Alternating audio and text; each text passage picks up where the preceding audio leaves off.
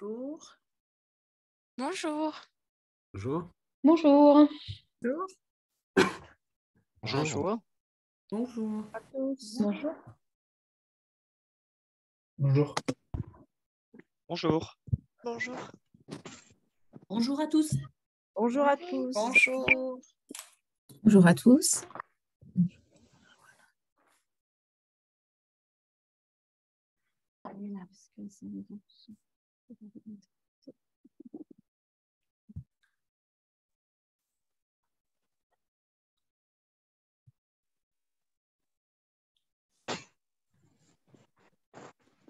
Attends, je vais fermer parce que j'ai un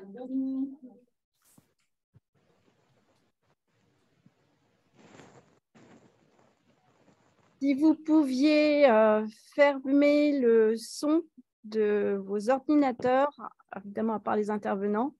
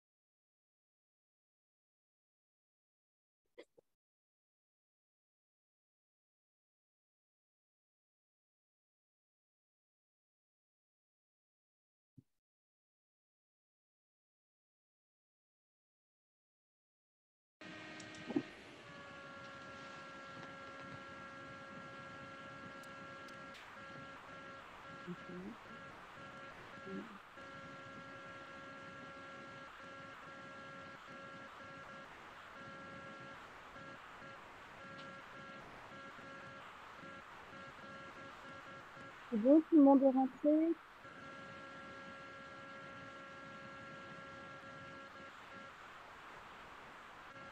On va pouvoir commencer.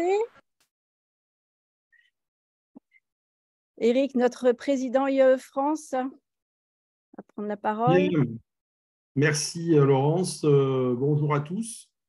Très heureux de vous retrouver. Je regardais la liste des connectés et je vois que toutes les parties prenantes, comme on dit, des IAE sont connectées. Je vois à l'évidence pas mal d'étudiants, je vois des responsables administratifs chargés des relations internationales.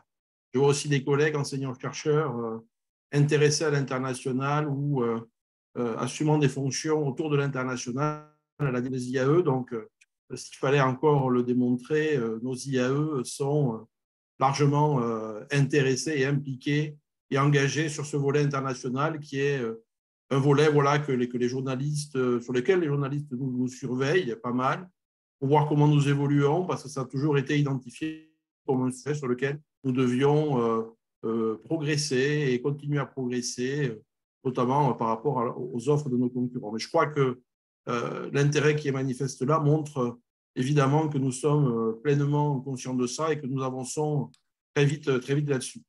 Je voulais revenir très vite à l'introduction de ce webinaire pour dire que, évidemment, ce sujet de l'international nous préoccupe et nous y sommes engagés sur différents aspects. J'en veux pour preuve la multiplication des candidatures des IAE aux accréditations internationales qui a pour vocation notamment à attirer des étudiants étrangers et internationaux chez nous et de renforcer cette attractivité. La recherche que nous faisons de nombreux partenariats à l'étranger aussi pour nos étudiants, pour qu'ils puissent aller étudier à l'étranger. Et aujourd'hui, ce qui nous intéresse un peu plus précisément, c'est comment accompagner nos étudiants dans le côté professionnalisation et travail à l'international.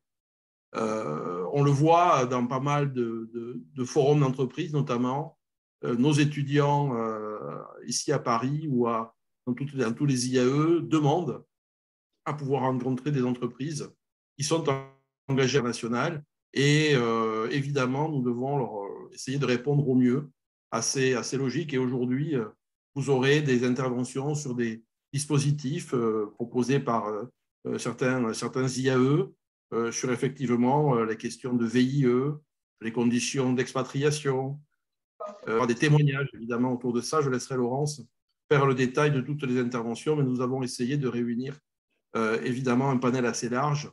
Je remercie tous les panélistes de leur contribution cet après-midi. Nous avons en tête aussi un sujet, pas seulement nous, mais les autorités, qui est celui de l'internationalisation de l'alternance. C'est un gros sujet que nous avons en tête. Les autorités l'ont, ce n'est pas simple, mais c'est vrai que nous pourrions trouver là, comme beaucoup d'IAE, évidemment, peut-être tous sont engagés dans l'alternance, avec les entreprises, et évidemment, les relations avec les entreprises sont déterminantes, d'essayer de trouver des solutions pour que quelques-uns de nos alternants, et de plus en plus s'ils le veulent, puissent aussi peut-être, dans leur parcours d'alternance en master, par exemple, passer un moment dans une entité à l'international, d'une filiale, d'une entreprise dans laquelle ils sont en alternance aujourd'hui. Il y a encore des sujets, il y a encore des chantiers qu'il nous faut mener. Je remercie très largement aussi Laurence et toute son équipe d'avoir organisé ce webinaire. Vous êtes là, plus de 80 connectés. Nombreux sont ceux qui se sont déclarés intéressés et donc il est enregistré de façon à ce que tout le monde puisse y revenir et écouter vos contributions et voir aussi les questions qui se posent sur ces sujets-là. Voilà, je vous souhaite un excellent webinaire et j'espère que vous y trouverez, j'en suis sûr, un certain nombre d'informations et d'éléments pour vous-même continuer à progresser sur ce sujet. Merci Eric. Merci. Bonjour à toutes et à tous. Bienvenue à la première rencontre thématique consacrée à l'international pour laquelle vous êtes un peu plus de 200 personnes inscrites et nous en sommes vraiment ravis. Donc, cette conférence a pour objectif d'interroger les préalables à réunir pour préparer au mieux un projet de mobilité professionnelle à l'international. Nous questionnerons donc nos intervenants sur la stratégie à mettre en place pour mener un tel projet et notamment sur les compétences à acquérir et à faire valoir et en direction de quel métier, dans quelle entreprise. Et nous évoquerons bien évidemment la dimension interculturelle qui est très importante. C'est donc pour répondre à toutes ces questions que j'ai le grand plaisir d'accueillir aujourd'hui Aline Skwarnek, docteur en sciences de gestion et professeur agrégé des universités à l'IAE Caen, et également chargée de mission compétences pour IAE France. Avec son regard d'experte en ressources humaines, Aline introduira la conférence par une présentation générale sur la problématique des compétences à l'international, évidemment. Nous accueillerons également Anne-Sophie Guéot, directrice formation professionnelle et carrière à l'IAE Lyon.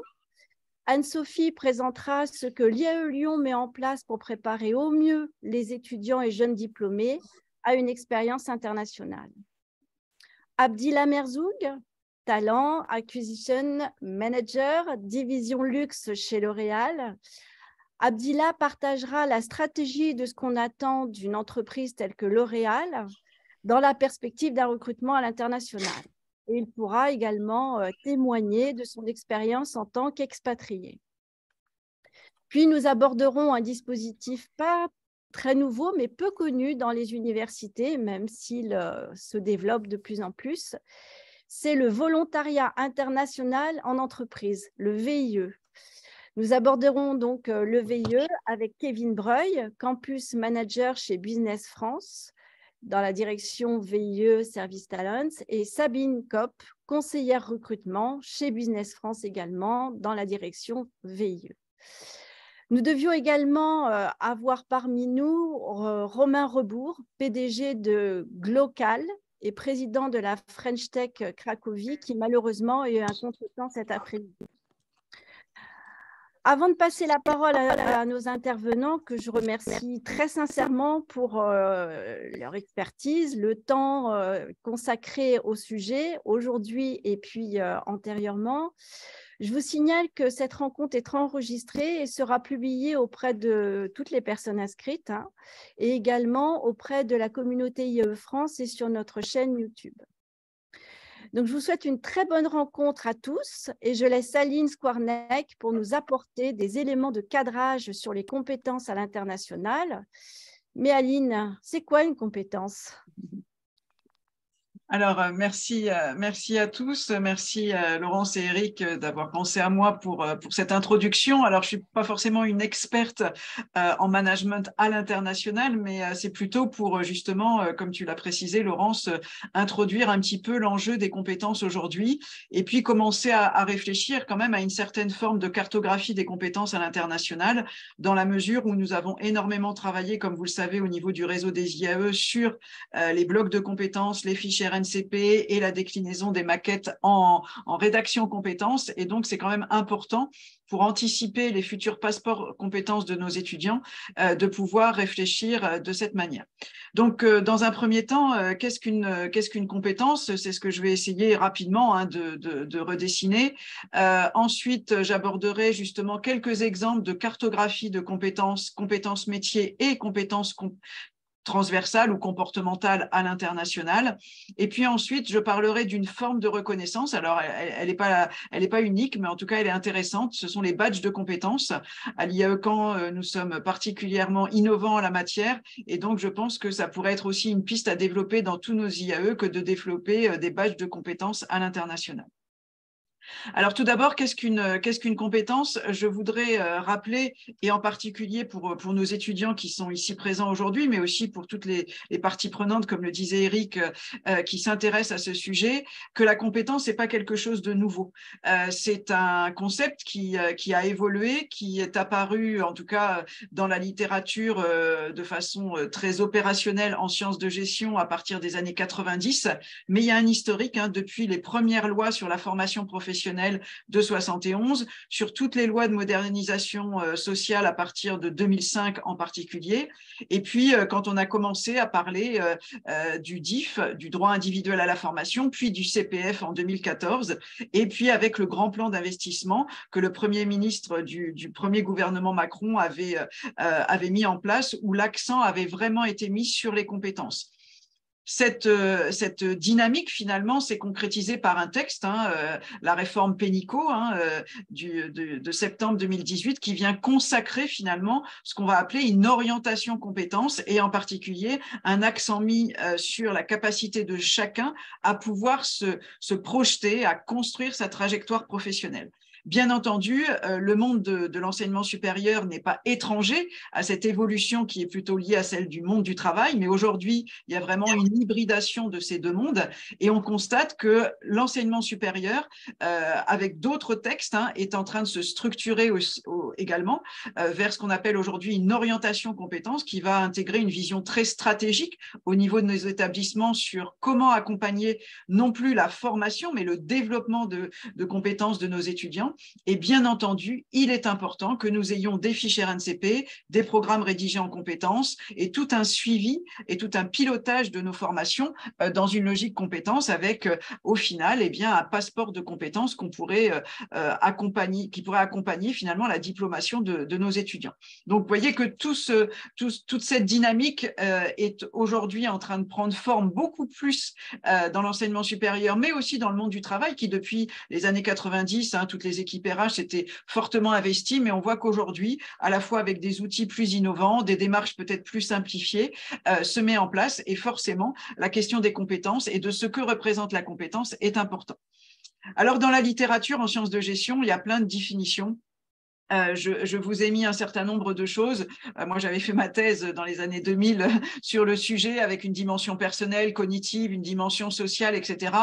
On voit bien que dans toutes ces définitions, qu'on prenne des définitions très académiques, qu'elles soient en sciences de gestion, en psychologie sociale ou en sociologie, on arrive finalement toujours à un triptyque entre du savoir, du savoir-être et du savoir-faire. Sauf que ce que viennent apporter les sciences de gestion, c'est certainement ce qui a été repris aujourd'hui dans la définition officielle de France Compétences, qui, je le rappelle, est l'opérateur qui va centraliser l'enregistrement des fiches RNCP, entre autres.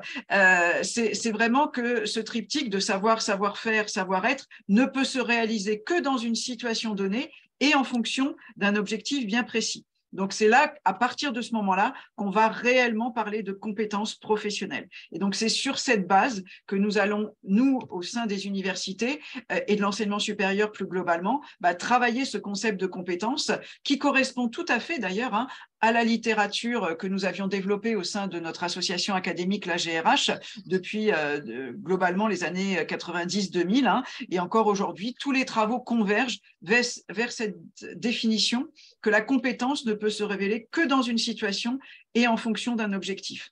Et elle va se composer de savoir, de savoir-faire et de savoir-être. Donc voilà, j'irai des bases. Donc je ne sais pas si par rapport à ça, tout le monde est bien au fait de cette définition, mais en tout cas, c'est bien important de consacrer ça parce que ça va avoir un impact considérable pour nous sur l'évaluation des compétences. Et cette évaluation des compétences ne va pouvoir se faire qu'en situation d'apprentissage ou en situation professionnelle. Quand je dis situation d'apprentissage, dans l'entreprise ou au sein de nos IAE. Donc, on voit bien que quand on va donner une dimension internationale à cette compétence, eh bien là encore, il faudra bien être dans des contextes internationaux. Et là, je voudrais apporter une précision, parce que quand on parle compétences à l'international, on pense tout de suite à l'expatriation, on pense tout de suite à être dans un pays étranger, mais je pense que aujourd'hui, au regard de la transformation de notre écosystème, il est important de considérer que finalement, les compétences dont on va parler aujourd'hui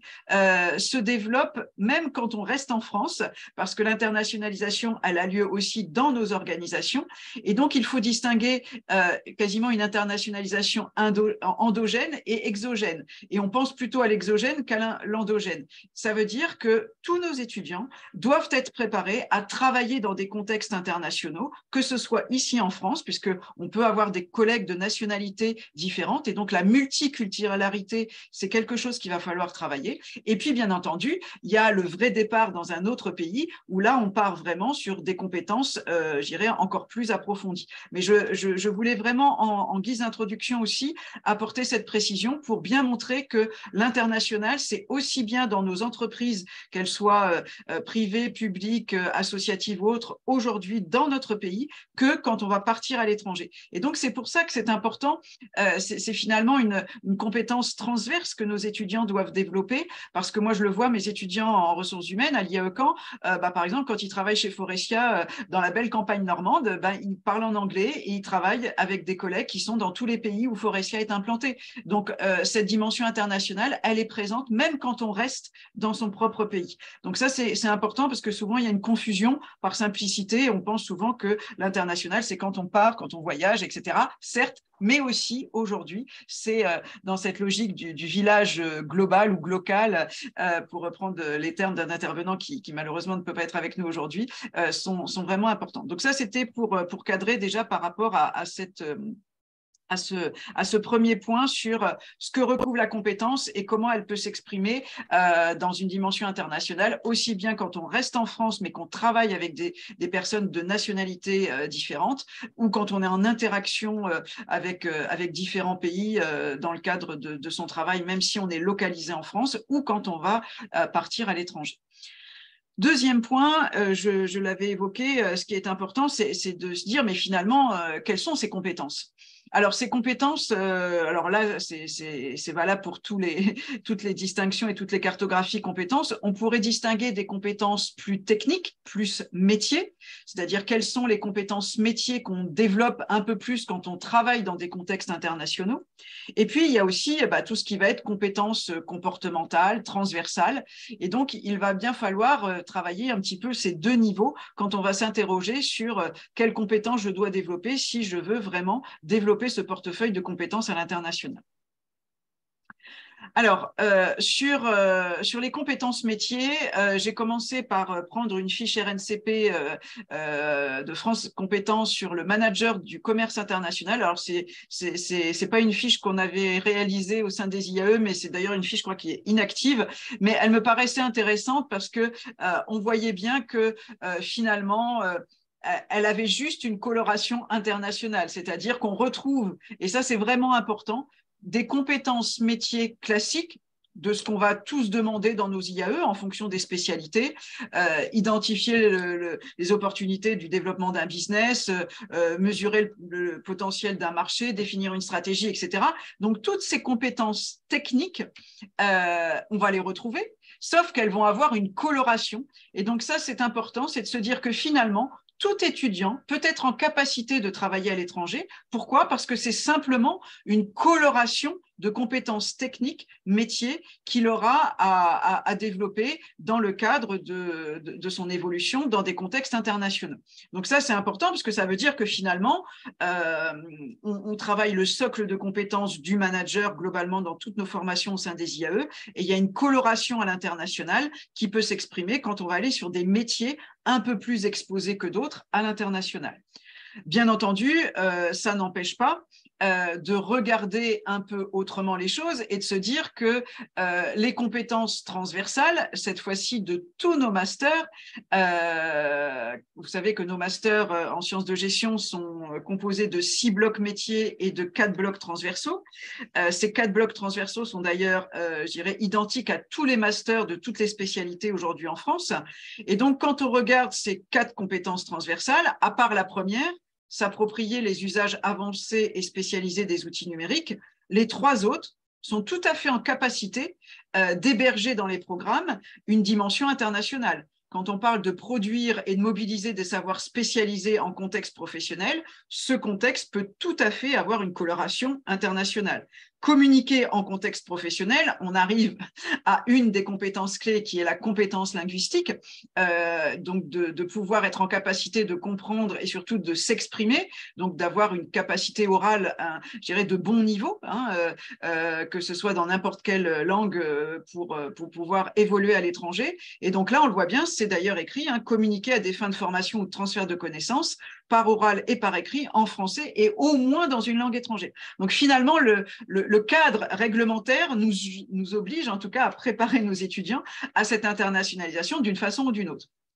Et puis, 4e grande compétence transversale, contribuer à la transformation en contexte professionnel. Là, on voit bien aussi qu'aujourd'hui, comme je le disais, qu'on soit dans un contexte multiculturel ici en France ou qu'on aille travailler dans une entreprise à l'étranger, eh bien, aujourd'hui, l'appréhension de la dynamique de transformation, de pilotage de projet, etc., est une compétence qui, dans tous les cas de figure, est vraiment importante. Et quand on pense en tout cas à nos jeunes étudiants qui partent faire des expériences ou même créer leur entreprise dans des pays étrangers, eh bien, on voit bien que cette dimension-là, cette compétence-là est vraiment une compétence très forte qu'ils savent très bien mobiliser. Donc, on voit bien qu'on a des vraies compétences métiers et je les ai un petit peu regroupées en regardant un petit peu différents référentiels qui existent, que ce soit au niveau du référentiel des métiers de Pôle emploi, l'APEC, etc., en trois grandes thématiques, à peu près, tout ce qui va tourner autour de l'appréhension de l'environnement multiculturel. Et donc là, vous voyez bien, ça peut être ici comme dans un pays étranger, et puis une lecture internationale sur des projets globaux. Et donc ça, je pense que c'est vraiment, je dirais, ça devrait être une compétence socle dans tous nos IAE, c'est vraiment d'ouvrir nos étudiants à cette ouverture multiculturelle, à la lecture internationale des projets, etc. Et je crois qu'à peu de choses près, dans tous nos IAE, on a au minimum quelques journées d'enseignement sur tous ces sujets en fonction de nos spécialités. Après, il y a la dimension pilotage d'une équipe interculturelle et la gestion des ressources humaines qui est adossée.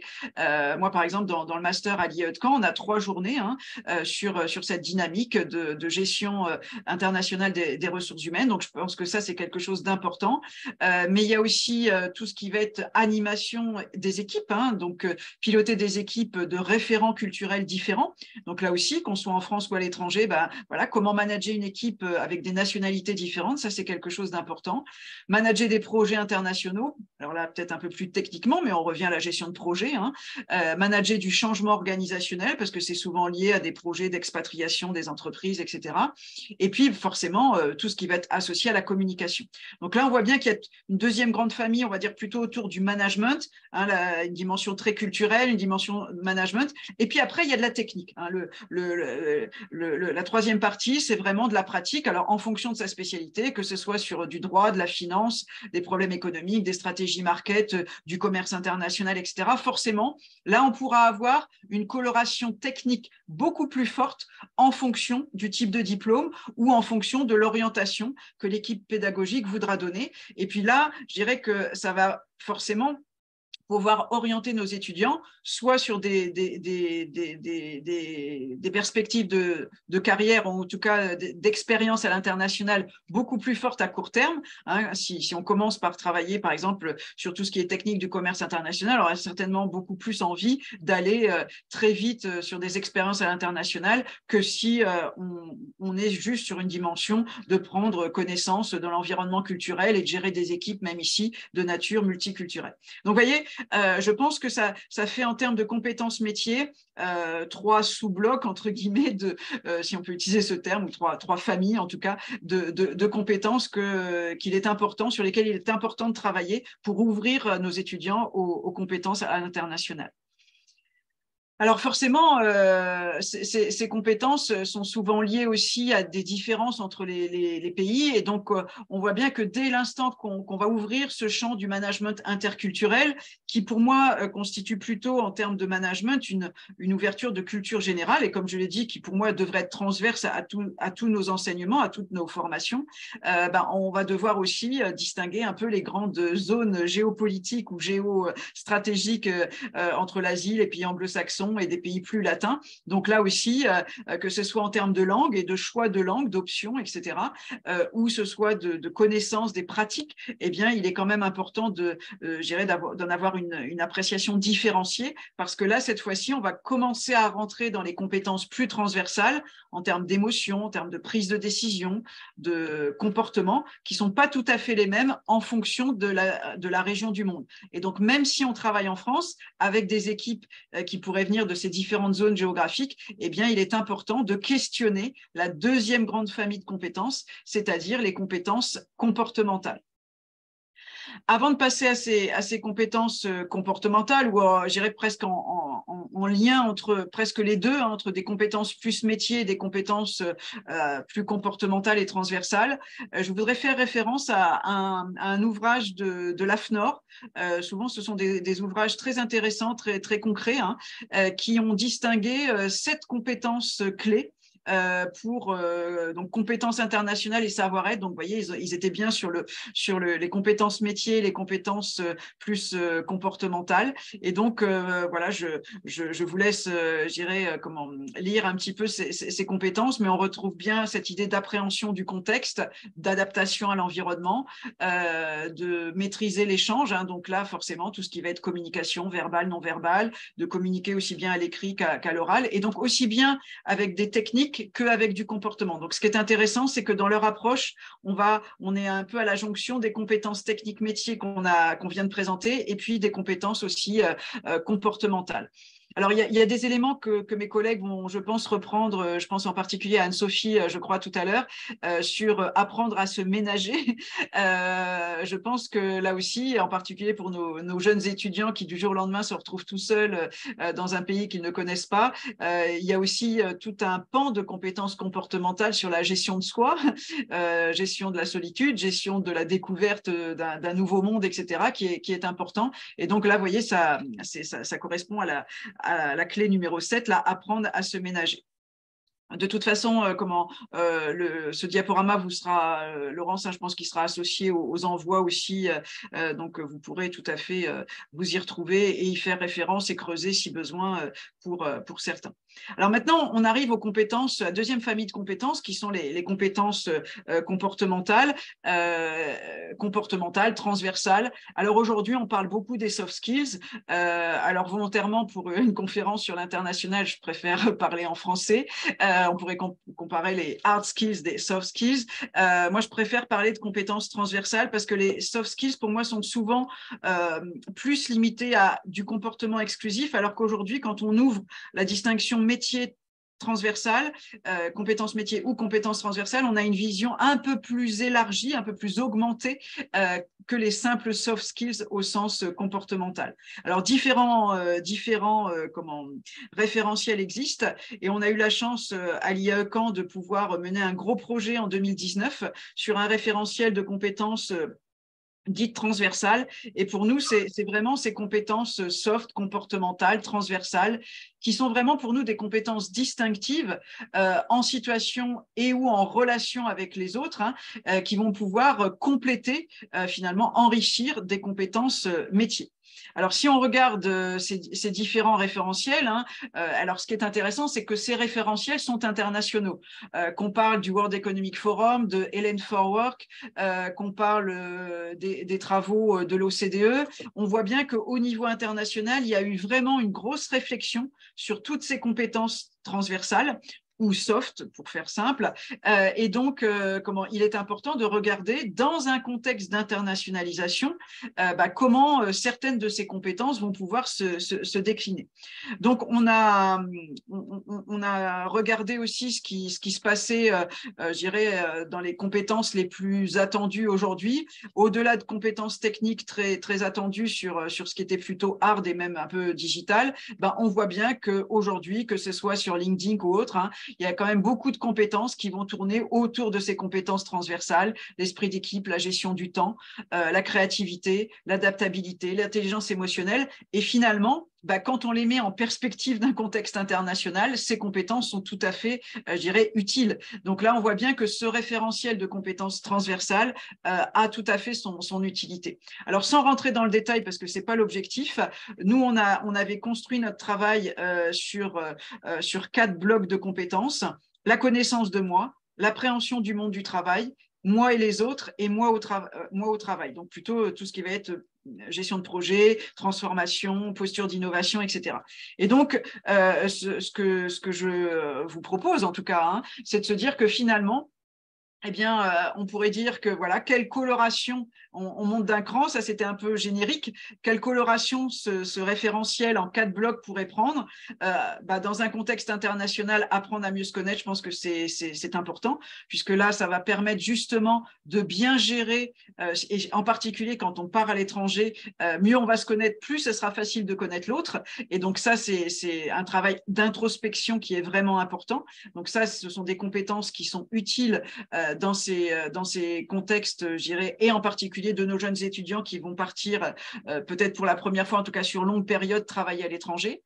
Se positionner dans le monde du travail, là aussi, parce que en master, tous les choix d'orientation, et puis aujourd'hui, comme on aura l'occasion de pouvoir changer de métier plusieurs fois dans sa vie, là aussi, se positionner dans le monde du travail et privilégier certains types d'entreprises, certaines formes d'organisation, certains pays ou d'autres, là, ce sont aussi des compétences qu'il va falloir développer pour faire les meilleurs choix possibles.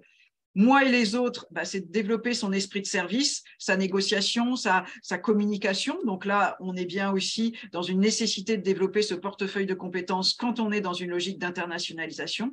Et puis moi, au travail, là, c'est être innovant. Et c'est dommage, le jeune étudiant qui est parti à Cracovie, c'est ça, Laurence, ne peut pas être avec nous aujourd'hui. Mais bon, voilà, il a monté une start-up, il a évolué depuis quelques années, peut-être qu'Anne-Sophie nous en parlera. Et donc voilà, développer une posture d'innovation, être au top de tout ce qui est créativité, innovation, intelligence collective, etc. Là aussi, ce sont des compétences qui sont vraiment importantes. Donc voilà, donc je ne voudrais pas aller plus loin pour ne pas monopoliser, je voulais juste fixer le cadre et je sais que Anne-Sophie en particulier et Abdelila, je pense, vont reprendre de manière plus illustrée dans des contextes internationaux et tout simplement vous dire que voilà, par rapport à toutes ces compétences, je pense que développer des badges numériques, c'est-à-dire des reconnaissances de ces compétences avec des preuves de compétences, c'est-à-dire un descriptif de la situation dans laquelle un étudiant a développé telle ou telle compétence. Ce sont des choses qu'on a développées au sein du réseau des IAE. Je trouve que ce serait une bonne façon aussi de reconnaître spécifiquement les compétences internationales de nos étudiants des IAE. Je vous remercie et je reste à votre disposition pour des questions, des enrichissements ou des compléments suite aux interventions suivantes. Merci beaucoup. Merci Aline. Après avoir abordé ces éléments théoriques très, très riches et bien structurants pour notre rencontre, je me tourne maintenant vers Anne-Sophie Guéot. Donc, Anne-Sophie, en tant que spécialiste du recrutement, quels sont les éléments à faire valoir et quelles sont les compétences à mettre en œuvre pour réussir une expérience professionnelle à l'étranger?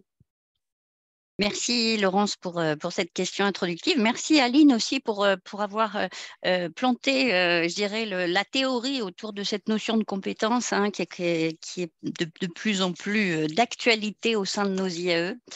Alors, quelques mots d'introduction peut-être pour contextualiser mes propos. Juste rappeler que la direction de formation professionnelle et carrière de l'IAE Lyon recouvre plusieurs champs qui sont liés au développement des compétences à travers le développement de l'alternance, de la formation continue et de l'insertion professionnelle pour les différents publics de l'IAE Lyon. Donc, c'est autour de ce savoir-faire que l'IAE Lyon s'est doté d'un Career Center il y a une dizaine d'années de cela et d'un service relations internationales donc, qui interviennent en collaboration, notamment avec l'USGRI de l'université. Voilà, ça c'était pour resituer un peu notre contexte et rappeler que nos missions avec le service des relations internationales, bien que distinctes, sont totalement complémentaires puisque pour développer la mobilité internationale de nos étudiants, nous avons décidé communément de développer la professionnalisation à l'international de nos publics et c'est dans ce cadre que nous avons identifié 4 leviers de développement qui sont à la fois nos partenariats académiques sur le volet stage alternance, nos partenariats institutionnels avec les CCI franco-étrangères implantées dans les pays sur lesquels nous voulons nous développer, Pôle emploi international et le réseau des conseillers du commerce extérieur de la France. Ça, c'est le premier, les partenaires institutionnels, le réseau des alumni et bien sûr les entreprises qui sont françaises implantées à l'étranger et attirées par nos profils. Donc, l'idée étant de trouver des intérêts communs entre nos candidats, nos profils, nos diplômés et le besoin des entreprises ou encore les entreprises à l'international qui sont intéressées par la France. Voilà, pour vous situer les leviers de développement que nous avons identifiés, vous dire que si les compétences sont identiques, quelle que soit finalement votre situation, les attentes des recruteurs ne sont pas les mêmes, que vous soyez étudiant en échange qui souhaite trouver un job étudiant ou que vous soyez futur diplômé ou diplômé en quête d'un emploi à l'étranger. Il existe plusieurs cas de figure qu'il nous faut absolument distinguer. Soit vous vous contentez d'acquérir une expérience professionnelle ou tout simplement de trouver un emploi alimentaire, soit vous opérez pour un véritable projet de vie, celui de vous installer à l'étranger pour y travailler, que ce soit pour une durée déterminée, à travers un CDD, un VIE, on le verra tout à l'heure, ou sur du plus long terme. Et je dirais, pour faire écho à ce que disait Aline tout à l'heure, ce qui est valable pour la recherche d'un emploi à l'étranger, les deux faits, pour un emploi en France dans une entreprise internationale. Donc, je ne ferai pas le distinguo, mais mon propos concernera les deux cas de figure. Ainsi, en fonction de votre situation, si les compétences à déployer sont les mêmes, les attentes des recruteurs sont différentes. Donc, slide suivante, nous pouvons distinguer donc, des soft skills communes qui sont à la fois à l'étranger, enfin plus qu'en France d'ailleurs, hein, on ne peut pas résumer le profil d'un candidat et ses compétences à son simple diplôme. Bien sûr, on peut noter que l'enseignement supérieur et en particulier les IAE favorisent la mobilité et ce qui correspond pleinement aux attentes des recruteurs. Et on développe la compétence notamment de l'appréhension des environnements multiculturels. Alors, je sais que certains IAE organisent des International Week comme l'IAE Lyon, mais le mois de l'international organisé par le réseau IAE France et par l'ensemble de nos IAE en est la preuve et la contribution. Donc, je disais curiosité, ouverture d'esprit, ça veut dire quoi? Ça veut dire je m'intéresse à mon environnement, je sors de ma zone de confort, je comprends l'autre, je m'adapte. Anticipation, organisation, c'est-à-dire qu'on ne part pas à l'étranger comme on pourrait partir en vacances avec un billet sec. Quand il s'agit de partir à l'étranger pour y trouver un emploi, on se renseigne sur la réglementation, sur les autorisations de travail, sur les conditions requises. Donc, la compétence anticipation et organisation, ces deux compétences sont primordiales. On doit aussi faire preuve d'audace, de courage, parce que, comme on l'a dit tout à l'heure, c'est pas toujours facile de laisser famille, amis, environnement habituel et confortable. Et puis, j'y reviendrai tout à l'heure, c'est vrai que la lune de miel n'est pas toujours éternelle à l'étranger, et ça, on y reviendra. Autonomie, indépendance, donc on peut parler maintenant des compétences comportementales qui arrivent par la suite. Merci Manon. On a à la fois l'autonomie, l'indépendance, c'est-à-dire que j'apprends à vivre seule, à gérer un budget, à faire de la paperasse administrative, ce qu'on ne fait pas toujours quand on est jeune étudiant et qu'on vit encore chez papa-maman. Et puis, j'écoute, je reformule, j'apprends à gérer un budget, j'écoute, je reformule pour être sûre d'être bien compris. Je fais preuve d'humilité, j'ai dû le mettre quelque part, faire preuve d'humilité, mais en même temps, faire preuve d'assurance pour expliquer que je suis capable de, voilà, rassurer mon interlocuteur. Donc, voilà pour les compétences communes. Dès lors que l'on recherche un job étudiant, et c'est là où je commence à faire le distinguo entre le job étudiant ou le job alimentaire ou l'emploi pour une durée un peu plus pérenne. Pour le job étudiant, c'est plus les compétences douces, les compétences comportementales et transversales qui ont été précédemment citées, qui vont être prioritaires. On va moins s'attacher à vos compétences métiers, à vos compétences techniques. On va plus s'attacher à l'ouverture d'esprit, la curiosité, enfin tout ce dont je parlais tout à l'heure, le courage, l'appréhension de la multiculturalité, l'organisation, etc. Mais au-delà de ça, comme pour tout entretien, que ce soit en France ou à l'étranger, ce qu'on va vous demander, ce qu'on va attendre de vous, c'est une forte motivation. Donc, si on peut envoyer les deux petites animations suivantes. Pourquoi? Parce que sur des jobs étudiants, on va être sur des emplois où la sympathie, le sens du service vont être le plus souvent sur des postes dédiés au service à la clientèle. Donc, en job étudiant, vous allez vous retrouver à postuler sur des emplois de vendeurs, de caissiers, de serveurs, de livreurs, de garde d'enfants ou de soutien scolaire.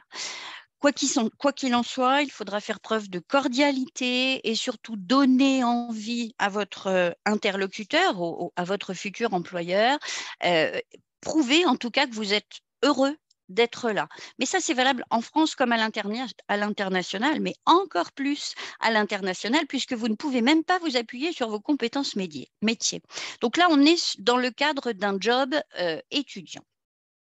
Si on bascule maintenant sur un emploi, sur un projet avec un plus réfléchi, sur du plus long terme, en France comme à l'étranger, encore une fois, on va vous demander, quand il s'agit d'un emploi et d'une insertion professionnelle, d'être opérationnel le plus rapidement possible. Donc, comprendre ce que l'on attend de vous, le retranscrire en termes de mission, d'objectifs, d'activités. Tout ça, bien sûr, ça va passer par la pratique de la langue. Donc, Aline en a parlé tout à l'heure. Il ne s'agit pas d'aller candidater dans un pays où vous ne parlez pas la langue. Faute de quoi, vous allez vous retrouver dans la situation dont on parlait tout à l'heure. Je cherche un job alimentaire avec pour seul objectif d'acquérir la compétence linguistique recherchée. D'accord ? Par ailleurs, une recherche d'emploi, elle doit correspondre à une méthodologie qui soit rigoureuse, sérieuse et qu'on pourrait assimiler à une démarche marketing. Alors, pour ceux qui sont formés au marketing, vous connaissez le marketing mix qui est destiné à favoriser la vente d'un produit ou d'un service. En l'occurrence, quand vous êtes en recherche d'emploi, vous êtes vous-même le produit ou le service que vous allez devoir commercialiser. Et la théorie des 4 P qui, alors, désormais s'étend vers les 7P puis les 10P, mais on ne va pas faire un cours de marketing, ce n'est pas ma discipline, donc je ne rentrerai pas dans ce détail. Mais quoi qu'il en soit, cette théorie du marketing mix, elle comporte 4 éléments de base qui sont le produit, le lieu, le prix, la promotion. Vous devrez vous-même, en recherche de stage à l'étranger, identifier quelles sont vos propres caractéristiques.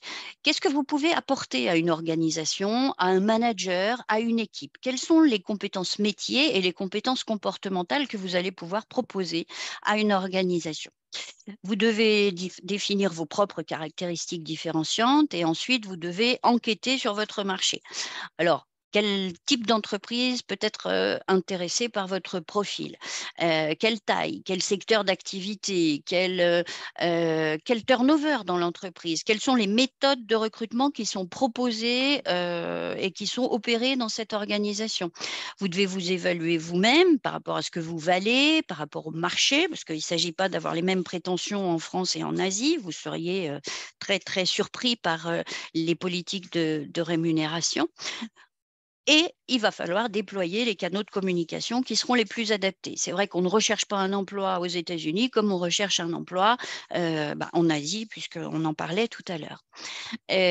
Alors, effectivement, comment vous allez pouvoir mener cette étude et cette enquête de marché qui sera primordiale pour réussir dans votre recherche, sachant que les cultures sont différentes, que les méthodes sont différentes, que les attentes des recruteurs sont différentes, eh bien, vous allez pouvoir développer votre réseau relationnel et professionnel, mais réseau, alors que ce soit un réseau physique ou un réseau sur les réseaux sociaux, via LinkedIn par exemple, utilisez les outils qui sont mis à votre disposition par votre IAE d'appartenance. Donc, je sais qu'à l'IAE Lyon, par exemple, on utilise des outils qui sont très performants. Je vous en cite Going Global, qui est un outil de data analyse et qui est un métamoteur de recherche qui va recenser toutes les offres d'emploi, de stage, d'alternance, pays par pays, mais c'est pas une agrégation des recherches publiées en France, c'est une agrégation des moteurs de recherche des pays que vous estimez pays cibles, qui vous donne des informations sur les attentes des recruteurs, qui vous donne des informations sur la manière dont doit se dérouler un entretien, qui vous donne des informations sur les principales entreprises implantées dans telle ou telle ville. Donc, un très bel outil, Going Global. Rapprochez-vous de votre service carrière ou de votre service relations internationales de votre IAE. Et puis, un deuxième outil qui s'appelle Million Roads, qui, lui, est un outil de data analyse et qui va chercher toutes les informations publiées sur les réseaux sociaux et notamment sur LinkedIn et qui vous permet cohorte par cohorte ou diplôme par diplôme de savoir ce que sont devenus les diplômés, dans quel type d'entreprise ils travaillent, quel poste ils occupent, quelles compétences principales ils déploient au quotidien, quel a été leur parcours depuis leur diplomation, etc. LinkedIn est un fabuleux outil d'aide pour affiner votre étude de marché de manière très à la fois très large, mais aussi très ciblé. Et puis, bien sûr, le réseau des diplômés de votre IAE. Sachant que, comme vous l'avez vu en préambule, nous, c'est un des leviers de développement de la professionnalisation. Vous pouvez, grâce à votre association Alumni, aller demander des informations auprès d'un réseau qui sera bienveillant, qui sera auprès duquel vous n'aurez absolument aucune contrainte et aucun problème pour solliciter vos interlocuteurs. Voilà, en résumé, alors ce que je peux vous dire, bien, c'est préparez-vous avant le départ, que ce soit pour une expérience courte, un job étudiant ou pour un emploi plus pérenne, préparez-vous. Préparez-vous aussi à ce que vous allez vivre pendant votre expérience. Je le disais tout à l'heure, la lune de miel n'est pas éternelle, donc vous allez avoir des hauts et des bas pendant votre expérience à l'étranger. Je parle de lune de miel parce qu'au début, tout est beau, tout est rose, tout est formidable, on trouve ça extraordinaire. Et puis, quelques quelques mois, quelques semaines, quelques mois après, on ressent le manque de la famille, des amis. On essaye de s'acclimater, de se mélanger à la population locale, mais c'est pas toujours facile. Total, on se retrouve avec des étrangers et très souvent avec des Français, donc c'est dommage pour enrichir une expérience à l'international. Préparez-vous aussi au retour, notamment pour nos étudiants qui partent en échange. C'est important de se dire que vous allez vivre une expérience qui, au final, sera une expérience extraordinaire pour 98% d'entre vous. Vous allez acquérir une expérience professionnelle que vous allez pouvoir valoriser dans votre CV et qui est aujourd'hui attendue par les recruteurs. Mais en même temps, le terrain d'atterrissage en France se prépare aussi parce que après avoir vécu cette expérience, vous allez devoir peut-être repartager le toit de vos parents qui sont accessoirement chez eux, qui se sont habitués à ce que vous ne soyez plus là pendant une certaine période. Donc, ce sont des éléments qui se préparent aussi. Et puis, tout ce que je peux vous dire avant de répondre à vos questions tout à l'heure, c'est finalement profiter de cette expérience. Mais quoi qu'il en soit, que ce soit sur une courte durée ou sur une longue durée, essayez autant que possible de capitaliser sur une expérience professionnelle parce que quoi qu'il en soit, ça vous démarquera par rapport à la concurrence. Et puis, réalisez votre bande-annonce personnelle en formalisant les compétences que vous allez déployer. Et c'est ce que nous avons fait, nous, et ce que nous faisons au Career Center, c'est d'aider nos étudiants en retour d'échange pour en l'espace de quelques minutes, moins d'une minute, il faut être très synthétique et très percutant, identifier et expliquer à notre interlocuteur ce que l'on est capable de lui apporter à travers cette expérience à l'étranger.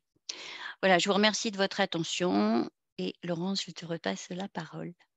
Merci beaucoup Anne-Sophie pour ces propos éclairants et qui permettent également de voir comment s'articulent les éléments mobilisés par Aline. Donc, on voit bien le lien et je vais passer maintenant la parole à Abdillah Merzoug. Alors, Abdillah, vous intervenez ici avec vos 2 casquettes. Donc, j'aurai 2 questions en votre direction. La première est pour faire le lien avec les propos introductifs et avec votre casquette d'expatrié.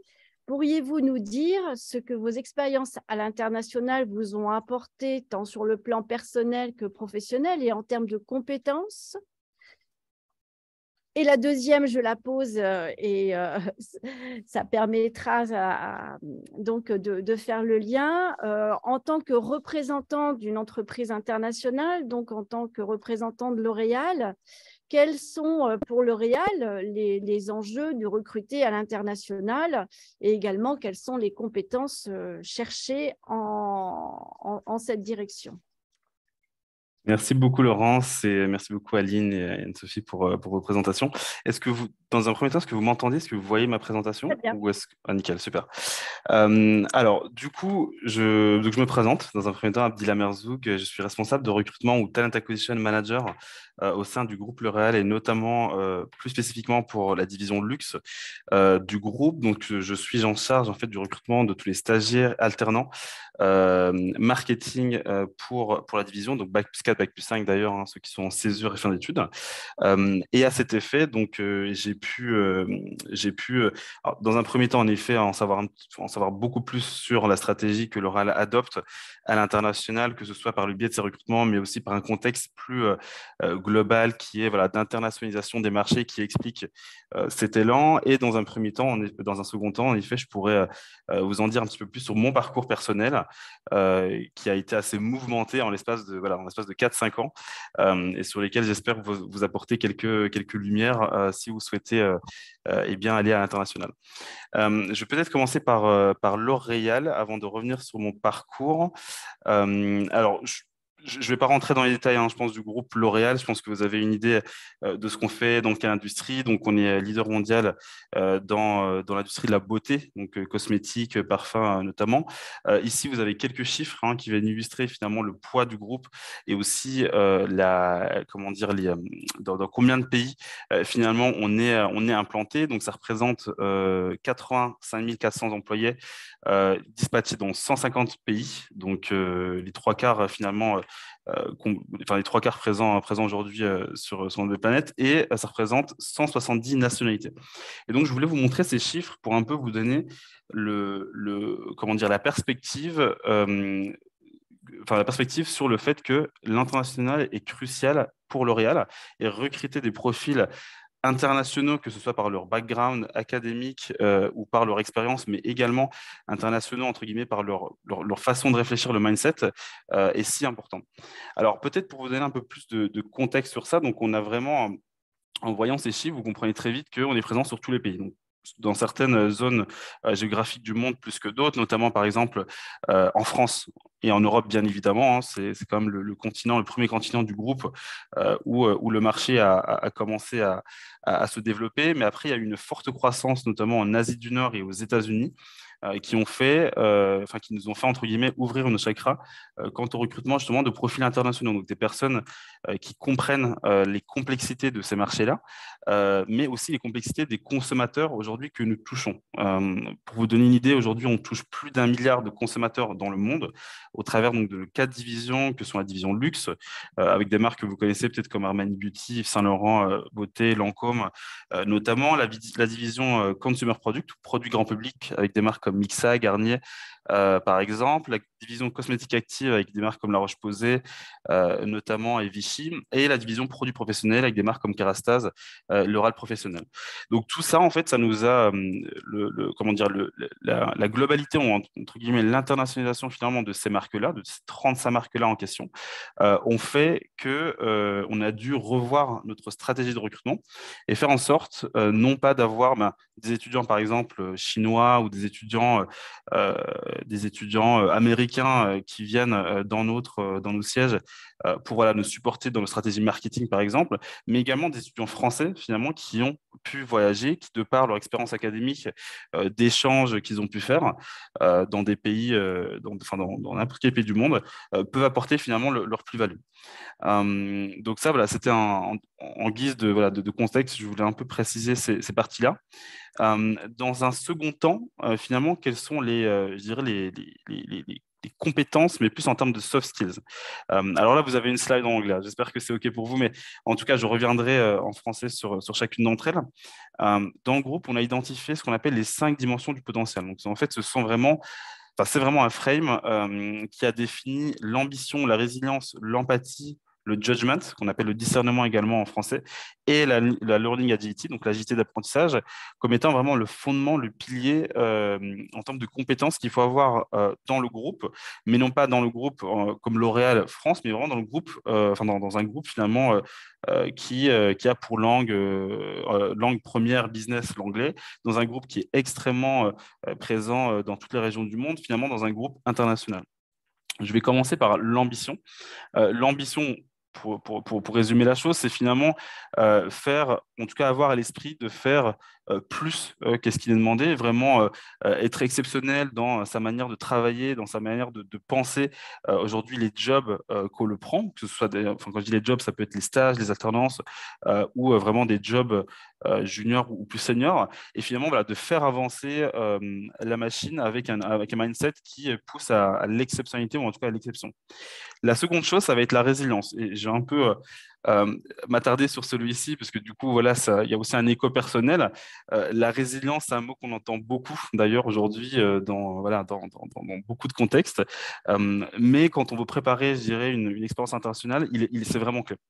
C'est vraiment clé, puisqu'en fait, ça fait écho à cette capacité de rebondir quand on sent que tout va mal, ou quand on sent qu'il y a de la confusion, ou quand on sent voilà, justement quand on ne sent pas trop où on va, et vraiment de revenir et de retomber sur ses pattes. Et ça, c'est une compétence clé, notamment dans le groupe, de par la gestion finalement de la complexité qui nécessite en fait, de revenir sur certains projets, par exemple, sur lesquels on travaille, ou résilience par rapport finalement à une équipe qui est très, très grande et qui ne nous permet pas aujourd'hui d'avoir quelque chose de concret, de très clair ou avancé. Au global, une compétence clé.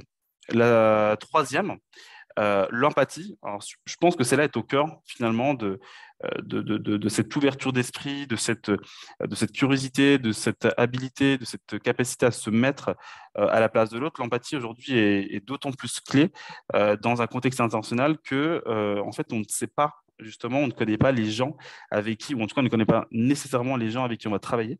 On ne connaît pas nécessairement les différents stakeholders, les différentes parties prenantes avec qui on va avoir des communications, des échanges au jour le jour. Donc, l'empathie, ici, reste aujourd'hui cruciale.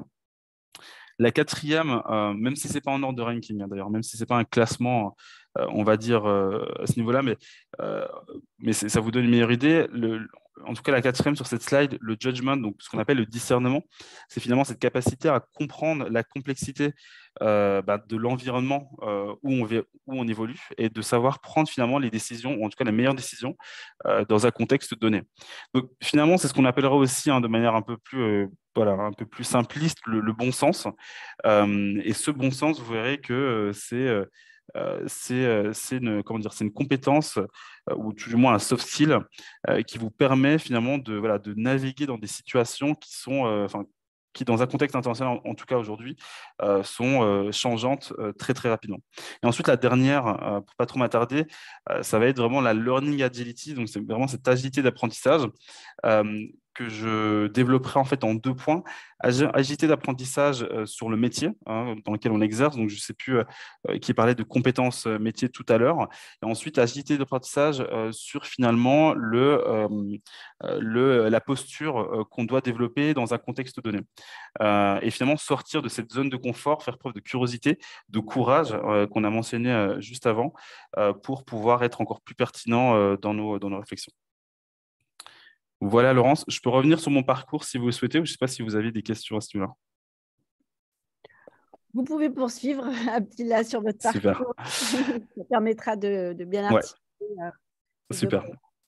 Écoutez, alors là, du coup, vous avez une vision assez simpliste de mon parcours. Donc, moi, j'ai une formation en LEA, langue étrangère appliquée, avec une option commerce international qui va être important de mentionner ici, et par laquelle, finalement, j'ai eu une carrière assez mouvementée entre la République tchèque, notamment l'Angleterre, et dans des environnements, dans des contextes, dans des entreprises très différentes les unes des autres.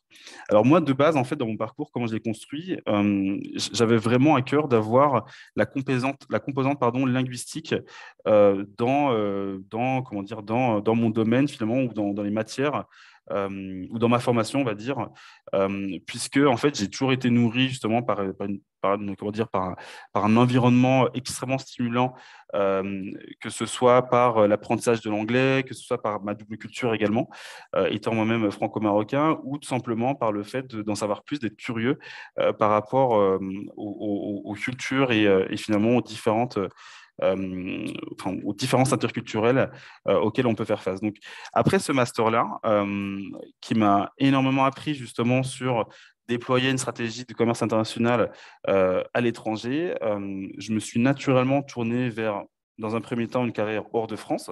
Donc, c'est là où j'ai eu la chance d'avoir un service carrière, en tout cas dans mon école, qui m'avait transmis des offres à l'international et sur lesquelles je suis tombé en fait sur une offre de consultant en recrutement.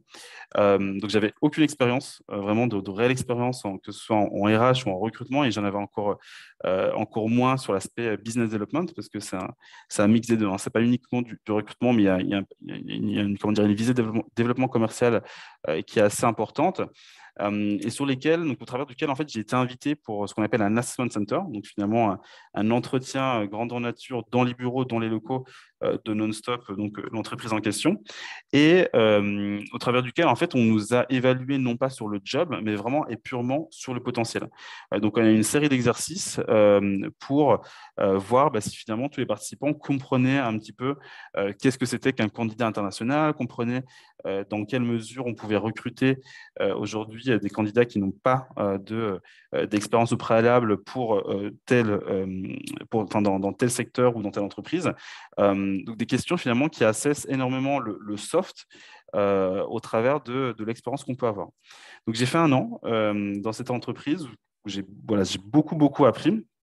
Et la seconde chose, ça a été finalement cette première expérience professionnelle à l'étranger, sachant que j'avais déjà fait un an d'Erasmus en Allemagne 2 ans auparavant. Et cette première expérience en fait, professionnelle a beaucoup, m'a énormément fait apprendre, je dirais, sur ma personne, sur mes limites, sur qui je suis aujourd'hui, puisqu'en fait, et comme on l'a mentionné tout à l'heure, on est un peu livré à nous-mêmes. On est un peu livré à nous-mêmes, dans le sens où, en effet, il faut savoir gérer son budget, il faut savoir préparer son arrivée, bien comprendre le contexte interculturel qui est super, super important, puisque c'est tout bête, mais d'un point de vue administratif, par exemple, on ne peut pas se permettre d'être en retard, on ne peut pas se permettre de louper des informations clés, que ce soit pour le logement, que ce soit pour l'école dans laquelle vous allez, etc. etc. Donc moi, ma première expérience en Erasmus m'avait beaucoup aidé à ce niveau-là à comprendre et à mieux appréhender cet aspect-là. Et il s'en est suivi, du coup, donc 2 ans en République tchèque, où je parlais pas la langue. D'ailleurs, je parle toujours pas la langue, malheureusement. C'est un de mes grands regrets, je pense. Mais l'anglais était amplement suffisant. Et dans un contexte plus professionnel, eh bien, j'avais une équipe en fait où il y avait une dizaine de nationalités, donc c'était assez important, des personnes qui viennent de backgrounds complètement différents, qui ont des expériences, des ressentis aujourd'hui professionnels qui sont complètement différents les uns des autres. Et ça c'est super important. Enfin, je le mentionne parce que c'est super important, puisque vraiment on doit on doit être dans une posture en effet d'humilité, dans une posture d'apprenant et d'être curieux versus finalement venir avec ses gros sabots et en mettre plein la vue. Pas du tout. Ici, c'est le but, c'est vraiment d'apprendre des gens, des autres, du système. Et ça, c'est la clé pour on peut ensuite grandir dans n'importe quelle entreprise. Par la suite, donc j'ai continué chez Johnson & Johnson, donc toujours la même industrie pharmaceutique et dispositifs médicaux, mais dans un contexte plus corporate, sachant que Non-Stop, c'était plus un contexte, on va dire un environnement agence. Là, dans un contexte plus corporate, où en effet, les règles qu'on vous, en tout cas les codes et les valeurs qui sont transmises par ces types de groupes, en fait, sont extrêmement internationaux. C'est-à-dire que vous ne verrez jamais un groupe du CAC 40 ou un groupe, voilà, aujourd'hui, qui fait je ne sais pas combien de milliards de chiffre d'affaires, avoir une visée, ou en tout cas ou en tout cas transmettre des valeurs qui sont uniquement françaises ou uniquement américaines, uniquement chinoises, pas du tout. Et donc, Johnson & Johnson, donc, qui est énorme, hein, c'est 130 000 employés, c'est pareil, c'est 80 milliards de chiffre d'affaires par an, c'est je ne sais pas combien d'équipes dans chacune des fonctions. Enfin, voilà, c'est assez impressionnant quand on intègre ce type de groupe, et notamment dans un contexte international. Et là, en fait, il y a une petite remise en question finalement qui se passe sur comment on va réussir à gérer cette complexité. Encore une fois, l'idée ici, c'est de pouvoir s'entourer finalement des bonnes personnes, c'est de poser des questions dès qu'on le peut, et ne pas finalement faire preuve de courage et ne pas avoir peur, et bien de lever la main si à un certain moment on se sent bloqué. Donc ça, voilà dans les grandes lignes. Et par la suite, j'ai voulu changer d'industrie et de pays par la même occasion. Donc c'est là où j'ai intégré Mondelez International. Donc, je pense que vous connaissez un peu les marques, Lu, Oreo, notamment, et Milka, en Angleterre, à Birmingham, qui, encore une fois, en fait, a été très prenant en termes d'investissement, puisque du coup, ça voulait dire encore un autre déménagement, ça voulait dire se réapproprier finalement les codes d'un pays que je ne connaissais pas également, et finalement construire aussi son réseau, hein, parce que cette composante de construire ce réseau est également clé pour pouvoir naviguer non pas uniquement dans l'entreprise dans laquelle on travaille, mais également finalement dans ce qui se passe autour de ça. Vous faire des amis, avoir, je dirais, comment dire, une certaine vie sociale très stimulante, ici est extrêmement clé. Et du coup, moi, je suis arrivé à une période qui était d'autant plus compliquée, puisqu'en fait, je suis arrivé un peu avant le Covid en Angleterre, et du coup, on était en confinement 3 mois après mon arrivée. Donc là, autant vous dire que voilà, quand vous subissez d'autres expériences de la sorte, il ne faut pas hésiter en effet à chercher de l'aide si besoin, et surtout comment dire, à se renseigner encore plus finalement dans le pays dans lequel on est. Et ce travail finalement de recherche, pour moi, il est encore plus clé, puisque en fait, si on arrive sans vraiment savoir où est-ce qu'on est, sans vraiment connaître un peu les codes, les us et coutumes en fait des pays, enfin des personnes qui vivent dans ces pays-là, eh bien ça peut être assez compliqué. Après tout ça, en effet, ça s'apprend sur le terrain, au travers des échanges, des rencontres que vous faites, mais ça peut être en effet assez compliqué. Voilà, et ensuite, par la suite, j'ai intégré L'Oréal dans un contexte, alors je vais préciser très rapidement, qui reste tout de même très international, parce que même si en effet, je suis basé en France, à Paris, les équipes sont très internationalisées. Et du coup, ben, ça nécessite encore une fois de pouvoir comprendre les différents contextes et les différentes personnes avec lesquelles on travaille, puisqu'en fait, notre champ d'action enfin, c'est le monde entier. Donc moi, je suis très souvent en contact avec notamment des équipes en Angleterre, en Allemagne, aux US, en Chine, sur des projets en particulier. Donc voilà dans les grandes lignes. Je ne sais pas si j'ai été trop long. Merci beaucoup, Abdillah. C'était très clair. Donc, votre expérience nous offre une belle transition pour aborder le volontariat international en entreprise, donc le VIE. Je me tourne vers Kevin Breuil et Sabine Kopp pour nous expliquer comment le VIE constitue une belle opportunité pour les jeunes diplômés. Merci beaucoup et bonjour à tous. Merci à l'IAE France d'avoir organisé cette table ronde et de nous avoir invités.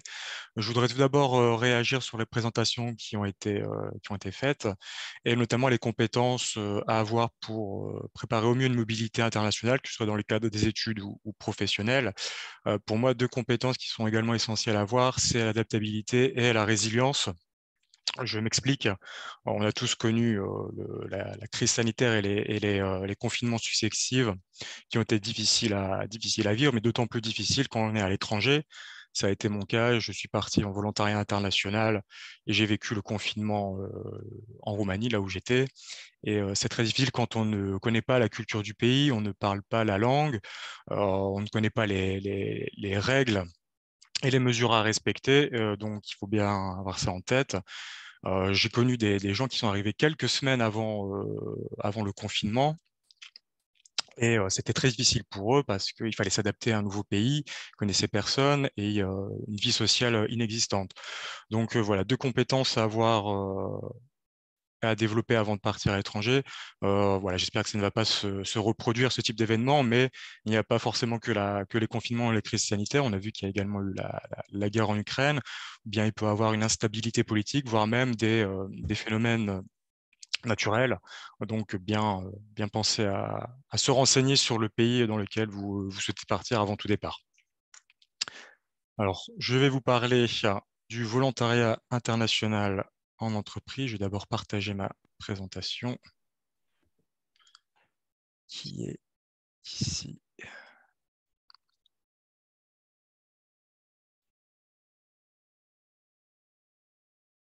Voilà. Alors tout d'abord, je vais me présenter, Kevin Breuil, campus manager au sein de la direction du VIE de Business France. Je suis accompagné par ma collègue Sabine Kopp, qui est conseillère en recrutement également chez Business France. Quelques mots rapidement pour vous présenter Business France, donc, qui est une structure nationale sous tutelle du ministère des Affaires étrangères et du ministère de l'économie. Et les 4 grandes missions de Business France, c'est tout d'abord l'aide au développement international des entreprises de leur exportation, informer et accompagner les investisseurs étrangers en France, promouvoir l'attractivité et l'image économique de la France, de ses entreprises et territoires. Et dans le cadre du développement international des entreprises françaises, il y a également le volontariat international en entreprise que Business France gère et développe. Alors, qu'est-ce que le VIE-VIA ?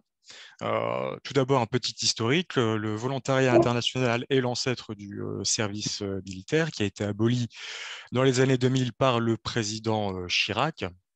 Et donc, c'est une mission professionnelle à l'étranger d'une durée de 6 à 24 mois, soit pour une entreprise française à l'étranger, soit pour l'administration française à l'étranger. Donc, quand on parle d'administration, ça va être les ambassades françaises, les consulats, les instituts français, voire les alliances françaises. On trouve des missions de VIE, VIA dans de nombreux domaines, de nombreux secteurs d'activité, comme le commerce, le marketing, la finance, l'achat, la pharmaceutique.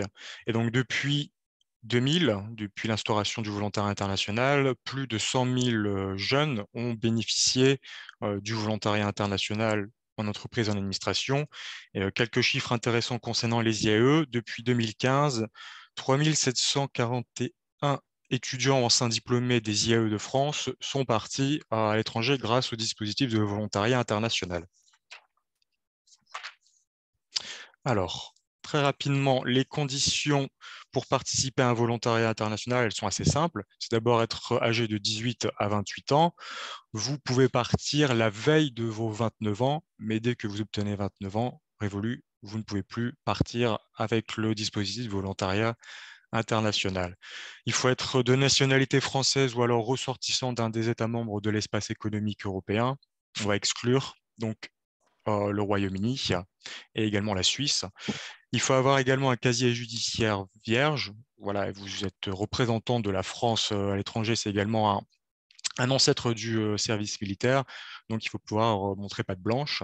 Et il faut bien sûr être en règle avec les obligations du service national de votre pays. Donc pour la France et pour les Français, ça va être la journée d'appel à la défense et le recensement que vous avez dû faire à l'âge de 16 ans.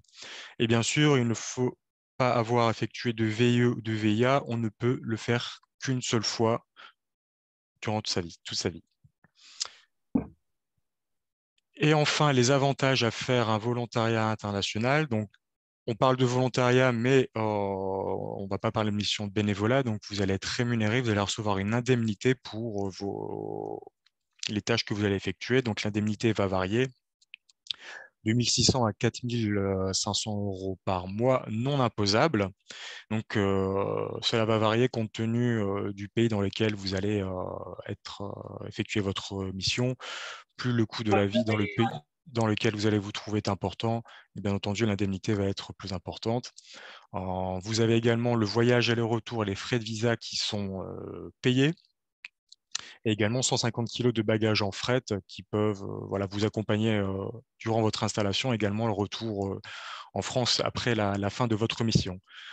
Une prise en charge du logement peut être négociée avec l'entreprise. Dans ce cas-là, il y aura un abattement de 20% qui sera effectué sur vos indemnités de volontariat. Il faut savoir que dans certains pays, l'entreprise a l'obligation de prendre en charge les frais de logement. Je pense notamment à Singapour, où ils seront obligés de le faire.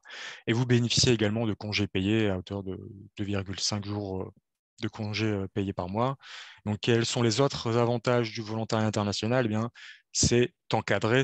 Vous partez sous le statut protecteur de l'ambassade de France dans le pays dans lequel vous allez être affecté. Vous allez également avoir une couverture sociale de qualité qui est très utile durant votre séjour à l'étranger. Et enfin, la mission, vous allez cotiser pour la retraite durant votre mission de VIE, à condition d'avoir effectué 6 mois minimum. Donc voilà, vous allez être accompagné par l'entreprise, bien entendu, mais également par Business France qui gère le VIE et également par le correspondant Business France dans le pays dans lequel vous allez effectuer votre mission. Donc, vous ne partez pas comme ça à l'aventure. Vous êtes bien entendu accompagné. On peut comparer ça en termes d'accompagnement au programme Erasmus ou avec votre établissement d'origine et votre établissement d'accueil à l'étranger, vous avez tout le temps un accompagnement personnalisé pour vous aider à vivre une expérience, en tout cas dans des très bonnes conditions. Donc, si vous souhaitez avoir plus d'informations sur le volontariat international entreprise et en administration, vous pouvez bien sûr vous rendre sur notre site internet, mon VIE-VIA, où il y a actuellement plus de 3000 offres de VIE et de VIA qui demandent à être comment dire, Oui. vous attendent. Et donc, vous pouvez compléter votre profil, vous inscrire également pour pouvoir accéder à toutes les informations sur le volontariat international, mais également sur les fiches pays pour voir si vous êtes éligible, bien entendu, à partir en mission dans ce pays. Et bien entendu, avec les équipes de Business France, nous sommes à votre disposition pour présenter plus en détail ce dispositif durant une intervention au sein de votre école. D'ailleurs, avec ma collègue Marie-Christine Hervé, nous faisons une intervention le 17 janvier en webinaire avec l'IAE de Nice pour présenter le dispositif du volontariat international. Merci. Merci, Kevin. Alors, peut-être une question en direction de Sabine. Oui, volontiers. Est-ce que vous pourriez nous préciser, Sabine, dans quel pays et dans quel domaine peut-on faire des missions en VIE? Oui, bien entendu. Alors, donc, juste pour me présenter rapidement, donc moi, je suis chargée de recrutement et je fais donc du conseil et de l'accompagnement aux entreprises utilisatrices de VIE, PME et grands groupes depuis une dizaine d'années maintenant. Donc, j'ai eu l'opportunité d'avoir un panel assez large des expériences nécessaires dans le cadre de cette expérience à l'international qu'est le volontariat. Donc, le volontariat, on peut le faire international, on peut le faire à l'heure actuelle dans à peu près 120 pays. Donc, c'est une opportunité qui est donnée, je le précise, à tout jeune de 18 à 28 ans. Il n'y a pas de conditions de diplôme, d'accord? Donc, il y a certains pays, oui, qui nous l'exigent, mais enfin, c'est assez rare. Donc, ça veut dire qu'en fait, vous pouvez faire un VIE, quel que soit le niveau de diplôme que vous avez eu, et surtout, quel que soit le temps d'expérience. On part en mission en moyenne à 26 ans, donc ça veut dire qu'on peut faire un VIE tout de suite après les études, mais on peut faire aussi un VIE un peu plus tard et revenir dessus une fois qu'on a eu 1 année ou 2 années d'expérience et qu'on se dit c'est peut-être le moment de se lancer à l'international. Donc il faut le garder en tête tant qu'on n'a pas 28 ans révolus, c'est très important.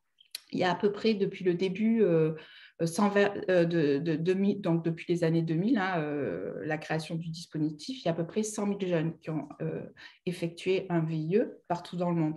Donc, ces 120 pays, c'est toute typologie d'entreprise comme vous avez pu le comprendre. D'ailleurs, L'Oréal est également utilisateur du dispositif VIE.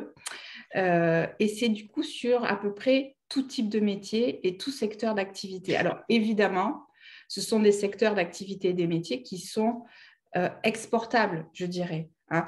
Quand on a fait, par exemple, du droit, mais qu'on est spécialiste du droit du travail français, ça va être beaucoup plus compliqué de s'exporter que lorsqu'on a fait du droit à l'international, en particulier, par exemple, sur le droit des affaires. Donc, évidemment, en fonction de votre spécialisation, vous aurez plus ou moins d'opportunités, sachant que la façon dont se répartissent dans des grands ensembles les missions VIE, c'est à peu près 30% sur de l'ingénierie, 30 à 40% sur les métiers du commerce et du management, et le reste sur les métiers transverses qui vont inclure la finance, la banque, les RH, voilà, ce genre de choses. Donc, voilà globalement pour les métiers et les destinations. Alors, on a parlé de 120 pays. Il faut quand même aussi se dire que c'est des pays avec lesquels les entreprises françaises font du business. Donc, il n'y a pas tous les pays qui existent.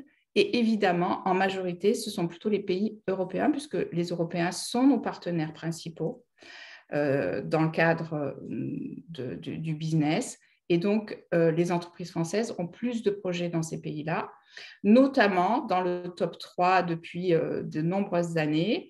Nous avons l'Allemagne et la Belgique, qui, à elles seules, et pour chacune, représentent quasiment 10% de nos VIE en poste. Alors, il y a quelques questions.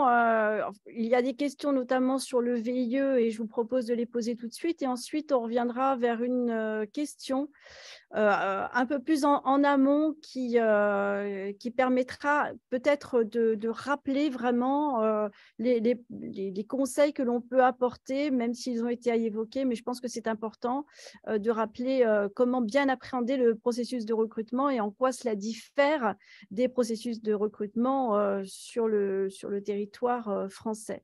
Donc, en ce qui concerne la VIE, donc, on nous demande si est-ce que l'on doit très bien parler l'anglais avant de partir, dans la mesure où une des personnes, enfin la personne qui a posé la question, nous indique qu'en fait l'objectif de son VIE, c'est de bien apprendre, de bien appréhender l'anglais.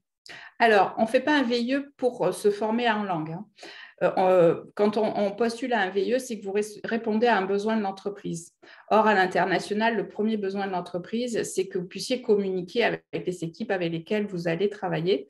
Donc, l'anglais est un incontournable. De toute façon, quand on se destine à l'international, pour reprendre ce que disait la première intervenante, Aline, c'est que ce soit exogène ou endogène à la société, il faut parler l'anglais.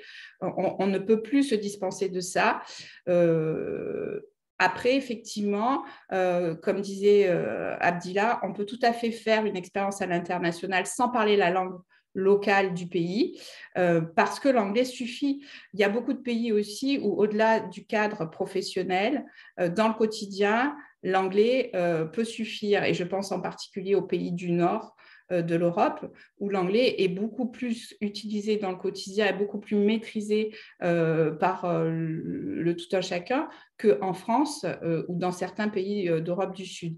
Donc oui, il faut maîtriser l'anglais. Et quand je dis maîtriser l'anglais, c'est en référence au référentiel de langue européen. Je pense que c'est difficile de faire un VIE en deçà d'un niveau B2, B2+. En tous les cas, de postuler avec un niveau moindre, à moins d'être sur une expertise très technique. Alors, je donne comme un exemple, par exemple, un ingénieur mécatronique, il aura des hard skills tellement rares qu'effectivement, on pourra faire l'effort de peut-être lui donner quelques cours d'anglais, etc. Pour l'anglais, il faut que ce soit basique, un minimum B2 sur des profils de management, de communication, de finance, etc. Et de commerce, bien évidemment. Voilà. Alors, il y a énormément de questions sur la procédure, hein, à quel moment faut-il postuler, oui. Quelles sont les modalités, etc. Donc, je ne sais pas si Alors, vous pouvez y répondre très rapidement. Ouais, très rapidement. Alors, en fait, vous allez voir, là, si demain, vous allez sur le site dont vous parle Kevin, donc vous tapez mon VIE, VIA sur votre moteur de recherche préféré, vous allez avoir 2700 offres en ligne. Elles démarrent quasiment toutes au 1er avril. Il faut toujours un temps nécessaire entre le moment où vous allez être sélectionné par l'entreprise et le moment où vous allez pouvoir partir dans le pays. Ce temps, il est incompressible. Il est lié au délai administratif pour mettre en place votre VIE et parfois au délai incompressible pour obtenir votre visa. Donc, si vous cherchez un VIE pour démarrer, par exemple, à la fin de votre semestre en juin, il faut commencer à le chercher parce que là, les annonces démarrent des missions le 1er avril, mais il se peut très bien que la société ne trouve pas très rapidement un jeune. Donc, en fait, pour qu'elle démarre sa mission le 1er avril, il faut qu'elle l'ait identifié mi-février maxi. D'accord? Donc là, il resterait qu'un mois. Donc, n'hésitez pas à postuler et surtout, en fait, moi, le conseil que je donne, c'est de ne jamais regarder les dates de début de mission. Si la mission vous intéresse, si la destination vous intéresse, si vous pensez avoir le bon profil, postulez et vous verrez à ce moment-là si l'entreprise revient vers vous ou pas. Elle est aussi prête parfois à décaler son début de mission d'un mois ou deux.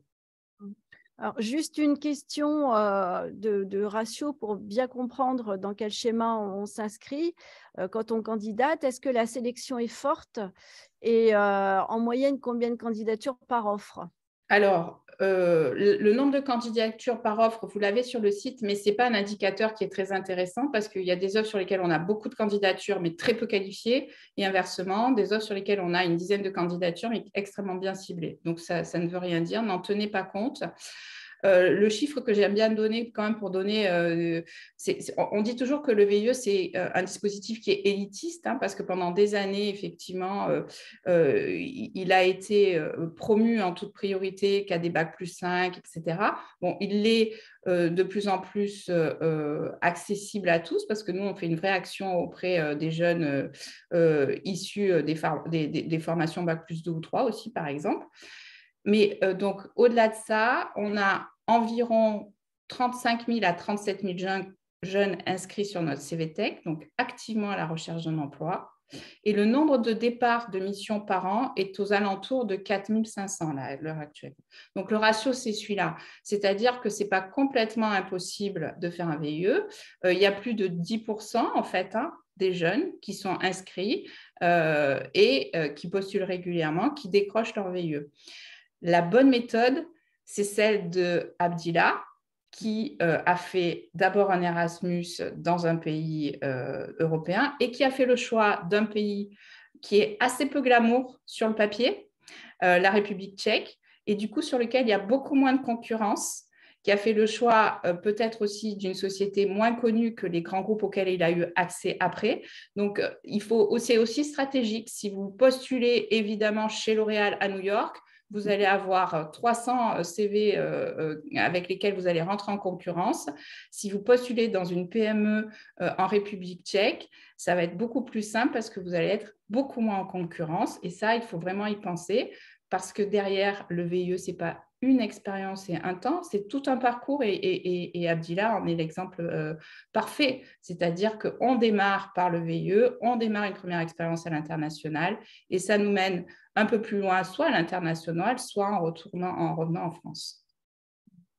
Oui, si je peux compléter, je pense que ce qui est vraiment important, parce qu'on ne l'a pas vraiment dit clairement en introduction, tout à l'heure j'ai parlé du passeport de compétences, mais je crois que ce soit dans des contextes en France ou à l'international, peu importe, je pense que ce qui est vraiment important aujourd'hui, et en particulier pour les jeunes qui nous occupent et qui nous écoutent, pardon, et Abdelila, on est une belle illustration, comme le garçon qui malheureusement n'est pas avec nous aujourd'hui, mais franchement, c'est qu'il faut vraiment penser son projet. Donc, je pense qu'il y a quand même tout un travail d'introspection que les équipes au sein des IAE font très bien. Je fais un petit coucou aux équipes de Caen qui sont connectées aujourd'hui. Je pense qu'il y a toute une réflexion sur quelles sont mes compétences techniques et plus transversales, dans quel type d'environnement j'ai envie de travailler. Je pense qu'on ne part pas à l'étranger, on ne part pas à l'aventure. Je ne sais plus comment Anne-Sophie l'avait formulé tout à l'heure, c'est pas une lune de miel, c'est vraiment un vrai projet professionnel. Et donc après, on va forcément avoir des opportunités qui vont s'enchaîner en boucle. Et donc, je pense qu'il y a un gros travail qui est très bien fait aujourd'hui par nos équipes, qui commence à être fait aussi de plus en plus dans les enseignements en complément avec cette fameuse orientation compétences. Mais je crois qu'il faut vraiment continuer nos efforts parce que c'est ça aussi qui va permettre à nos étudiants de mieux s'insérer, que ce soit dans des entreprises en France avec des environnements qui de fait vont devenir de plus en plus multiculturels, ou partir à l'étranger, ou faire des va-et-vient comme Abdelila, il est revenu à Paris, il repartira peut-être dans un autre pays plus tard, etc. Mais je pense que c'est vraiment important de bien travailler son projet professionnel, même si tous les métiers vont se transformer, certains disparaître, d'autres apparaître, mais en tout cas, ils vont tous se transformer. Il faut vraiment travailler, et c'est vraiment dans ce contexte qu'il faut encore plus travailler son portefeuille de compétences. Alors, peut-être que sur cette question-là, Abdillah et Anne-Sophie peuvent réagir et pourront également réagir à la question un peu plus technique, mais qui mérite peut-être des éléments de réponse.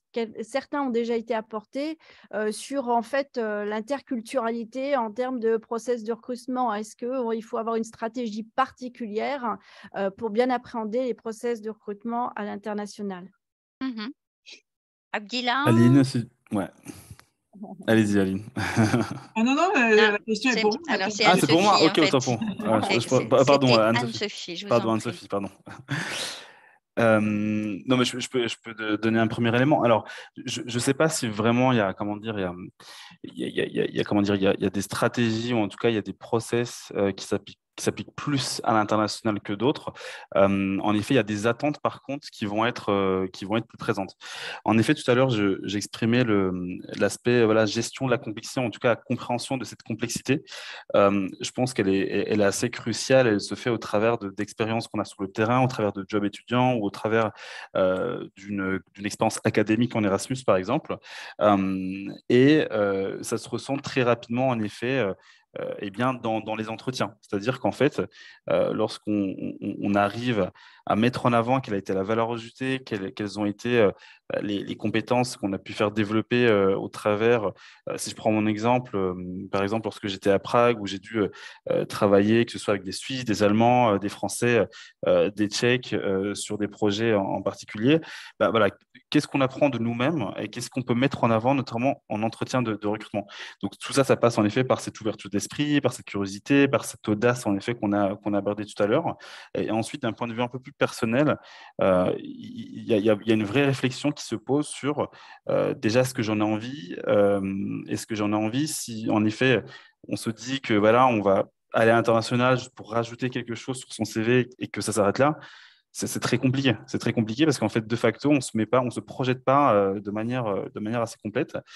Et ça peut poser un problème. Et en effet, on peut très vite revenir, ou en tout cas d'avoir enfin très vite déchanter, j'ai envie de dire. Mais par contre, en effet, si on a vraiment envie d'apprendre de l'autre et de s'ouvrir, je pense que c'est assez important. Tout à fait d'accord. Peut-être qu'en complément sur la question de Laurence tout à l'heure sur les différences entre les processus de recrutement en France et à l'étranger. Alors, plusieurs choses. Je l'ai dit tout à l'heure pendant ma présentation. L'idée, c'est vraiment de travailler autour de la notion du projet idéal. Donc, projet idéal, ça veut dire quoi? Ça veut dire je m'autorise la possibilité d'identifier mes compétences, mes motivations, mes aspirations pour pouvoir identifier les entreprises qui pourraient être mes entreprises de rêve, de manière à avoir une approche très ciblée et ensuite élargir la cible si toutefois la cible est trop restreinte ou ne correspond pas aux réalités du marché ou à mes ambitions. Mais vraiment, autorisez-vous ce moment de réflexion avec votre Career Center sur qu'est-ce qui me ferait vibrer dans la vie et qu'est-ce qui correspond à mes compétences, à quoi je suis formée, et puis en fonction de mes aspirations profondes, quelle est ma personnalité et qu'est-ce que j'ai envie de faire demain. Et à partir de ce moment-là, on attaque l'étude de marché dont je parlais tout à l'heure. Et j'aurais tendance à dire que je privilégierais la candidature spontanée pour pouvoir derrière susciter le besoin chez le recruteur, pouvoir lui permettre de faire le lien avec un projet de recrutement qu'il avait, mais construit autour de votre personnalité, de votre profil, de vos aspirations. Ça, c'est la première chose. La deuxième chose, en France comme à l'étranger, le marché caché est primordial dans la recherche d'emploi. On sait que c'est plus de 70% des recrutements qui se font par le biais, justement, de ce qui n'est pas visible par tous. Donc, ça veut dire les démarches spontanées, le réseau relationnel, les réseaux sociaux, l'approche, la cooptation, voilà. Et c'est 30% des emplois et des embauches qui se font par le biais des annonces ou des sites carrières des entreprises, qu'il ne faut pas négliger, bien évidemment, surtout quand on est jeune diplômé. Ce serait quand même dommage de se priver de 30% des embauches. Mais il faut exploiter les 70 autres pourcents. Les processus de recrutement sont différents et on en revient à la question de tout à l'heure. À la fois dans le CV, en France, on a l'habitude de dire qu'un CV doit tenir sur une page. Vous devez être synthétique, percutant, vous devez pouvoir donner l'ensemble de votre parcours et de vos compétences déclinées en mission, objectifs, activités sur une page. Pourquoi? Parce que le recruteur, il y a des études qui ont été formulées et qui prouvent qu'en moyenne, un recruteur rompu à l'exercice passe 6 secondes en première lecture sur un CV.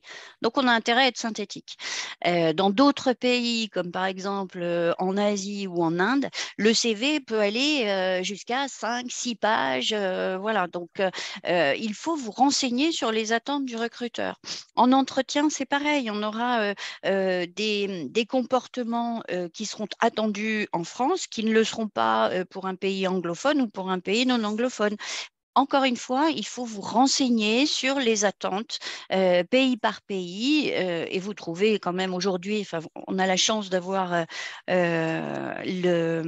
Internet à notre disposition. C'est vrai qu'ensuite, il faut faire du tri parce que tout n'est pas vrai, mais ça, c'est le développement de votre analyse et de votre esprit critique que les IAE vous apportent.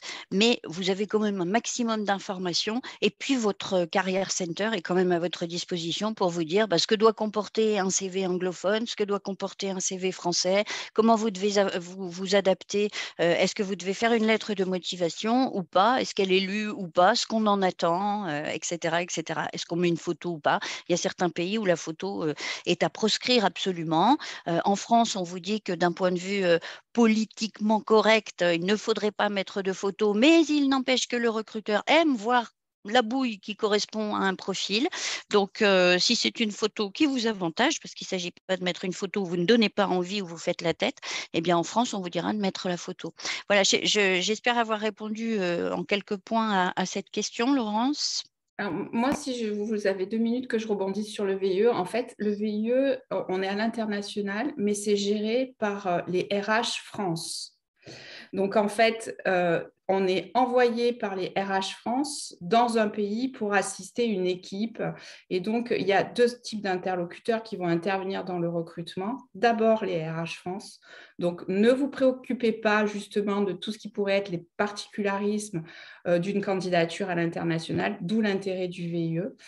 C'est beaucoup plus simple aussi, du coup, parce que vous n'avez qu'à d'abord séduire les équipes France et elles vous demanderont, le cas échéant, de refaire un CV en anglais et de passer un entretien avec le manager dans la langue locale ou en anglais. Mais du coup, ça reste beaucoup plus simple, effectivement, que d'aller prospecter des sociétés dont les sièges sont basés à Singapour ou bien au Brésil. Donc, c'est pour le coup, quand on démarre sa vie professionnelle et qu'on n'a pas encore eu trop d'expérience, notamment à l'international, beaucoup plus rassurant et beaucoup plus simple. Et effectivement, il y a un marché caché à l'international, dans le VIE aussi, comme n'importe quel type d'emploi.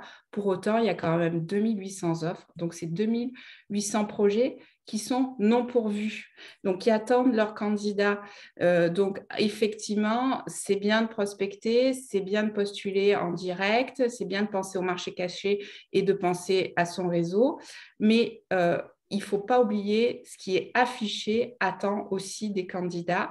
Et si c'est affiché, c'est que ça existe. Hein. La légende urbaine qui dit que l'annonce elle est en ligne alors qu'elle est pourvue, c'est une légende urbaine. Donc voilà, donc n'hésitez pas effectivement peut-être d'abord à vous concentrer sur ces projets qui existent et qui donc sont plus faciles dans la tête du recruteur à pourvoir que lorsqu'il a à faire le lien entre votre profil et un potentiel besoin. Merci beaucoup. Alors moi, j'aimerais revenir sur une notion qui a été abordée tout à l'heure par Anne-Sophie sur l'après-expatriation, l'après-expérience à l'international, donc sur la notion d'atterrissage. On revient sur cette expérience. Est-ce que pour ce qui concerne la VIE, vous pouvez nous dire ce qui se passe en général pour les jeunes qui reviennent de leur expérience du VIE? Qu'est-ce qui s'offre à eux, pardon. Oui, alors pour répondre à votre question, je vais m'appuyer sur l'étude qui a été réalisée par l'EDEC en octobre dernier. 3000 anciens VIE ont répondu à cette enquête. Et donc, parmi ces 3000 répondants, 97% plébiscitent le volontariat international, ils le conseillent, ils le recommandent à leurs camarades. Donc, ça veut dire le dispositif répond aux attentes de cette jeune génération en termes de compétences professionnelles et d'expérience à l'étranger. À la suite de leur volontariat international, 92% ont trouvé un emploi en moins de 6 mois. Ça veut dire qu'ils ont un profil intéressant, attractif pour les recruteurs à la suite de leur expérience. D'autres chiffres, 3 jeunes sur 4 considèrent le VIE comme un accélérateur de carrière. Un jeune sur 2 a poursuivi sa carrière professionnelle dans l'entreprise dans laquelle il effectuait son VIE. Donc, ça veut dire qu'il y a une forme d'attachement à l'entreprise avec laquelle il a effectué sa mission. Et enfin, 77% des anciens VIE ont une dimension internationale dans leur carrière. Ils ont gardé cette dimension à la suite de leur VIE, soit en restant à l'étranger, soit en revenant en France, mais en ayant des missions portées sur l'international. 60% parmi ceux-là sont restés à l'étranger. Hein. Donc, ils gardent cette dimension internationale dans leur parcours après le VIE. Et enfin, pour ce qui est des compétences développées grâce au volontariat international, alors les répondants déclarent avoir gagné en assurance et en autonomie, en confiance en soi, mais également ils ont développé des qualités d'habilité relationnelle, d'engagement, d'esprit critique et de travail en équipe. Et on parlait justement des compétences linguistiques. Et donc, à l'issue de leur volontariat international, 73% déclarent avoir un niveau bilingue ou courant à la fin de leur mission. On parle de l'anglais, bien évidemment. Donc, voilà les compétences que l'on va acquérir ou développer grâce au volontariat international. Est-ce que vous avez des chiffres sur le pourcentage de personnes qui restent dans leurs entreprises après le VIE? Alors, il y en a à peu près la moitié qui restent dans l'entreprise. En fait, beaucoup plus, quasiment 80 à 90% ont des propositions par l'entreprise dans laquelle elles ont fait leur VIE, mais elles ne font pas toutes le choix d'y rester, soit parce qu'elles ont d'autres projets. Et il y a beaucoup aussi de créateurs d'entreprises, hein, parce que c'est vrai qu'il y a beaucoup de choses qui se font aussi grâce à cette expérience-là, parce qu'on mûrit tellement vite professionnellement quand on est dans un milieu international, on apprend beaucoup, beaucoup plus vite sur tous les sujets, autant sur les sujets hard que soft dont on parlait tout à l'heure, qu'il y a quand même beaucoup aussi de jeunes entrepreneurs derrière les VIE. Mais voilà, la moitié, en tous les cas, reste dans l'entreprise dans laquelle ils ont fait un VIE. Merci.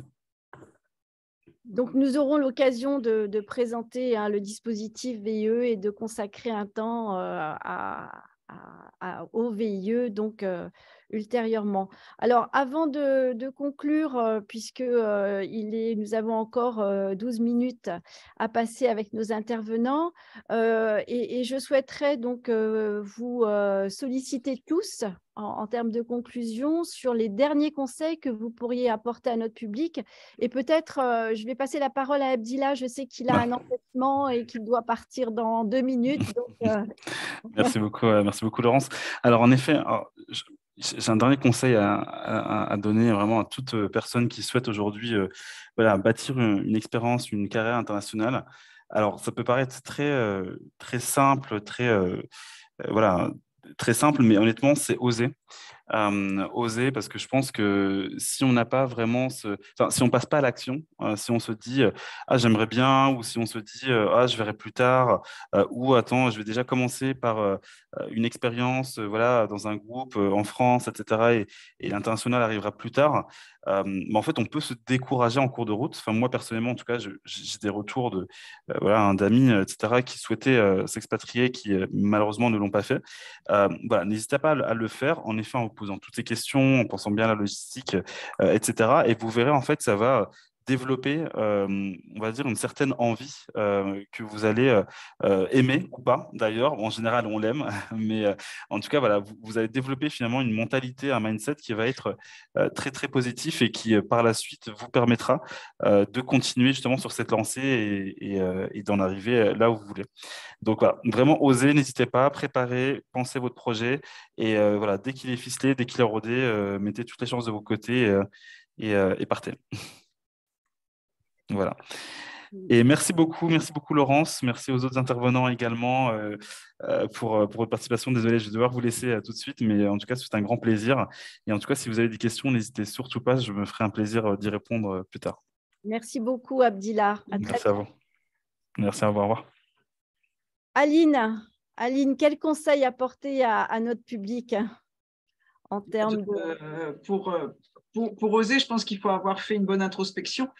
Donc c'est de travailler, en licence, en master 1, en master 2, sur son portefeuille de compétences. Je pense que ça, c'est vraiment important, apprendre à se connaître, appréhender justement tout cet environnement multiculturel. Il y a tout un travail finalement de recherche sur son projet professionnel qui est vraiment indispensable pour ensuite pouvoir prendre la décision. Mais je pense qu'il y a tout un travail en amont qui aujourd'hui est co-construit entre les équipes dédiées dans les IAE et puis l'ensemble des équipes pédagogiques. Donc ça, il faut vraiment prendre appui sur cette dimension pour ensuite justement faire les choix et puis oser. Mais je pense qu'il y a tout un travail d'introspection, de clarification, de questionnement, etc., qui est vraiment indispensable.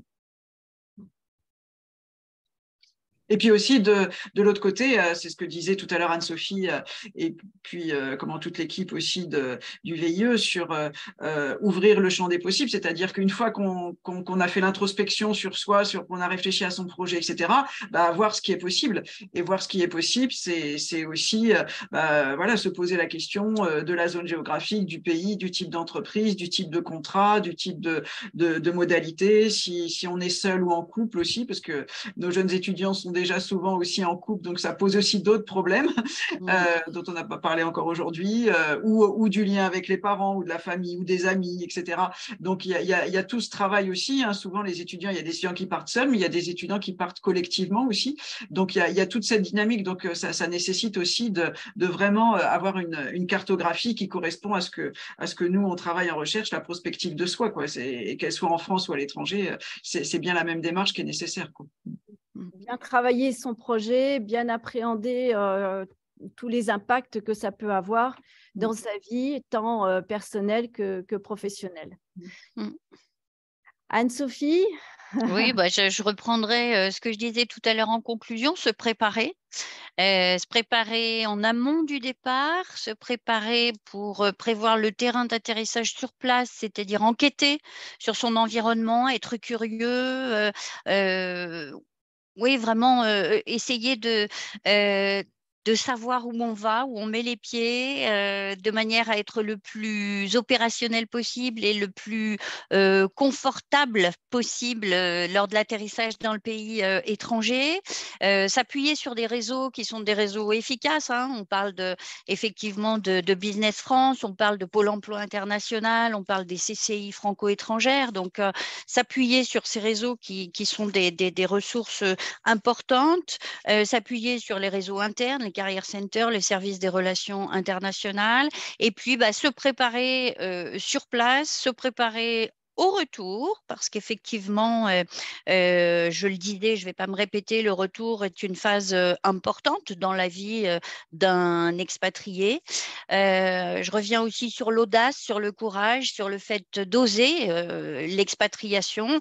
Aujourd'hui, il y a, je crois que c'est plus de 2,5 millions d'expatriés français. Donc, ça veut dire que c'est possible. Et du coup, tenter l'expérience, elle ne sera que valorisante. Si on a la chance de vous revoir après, parce que c'est vrai qu'en général, quand vous goûtez à l'international, vous y restez.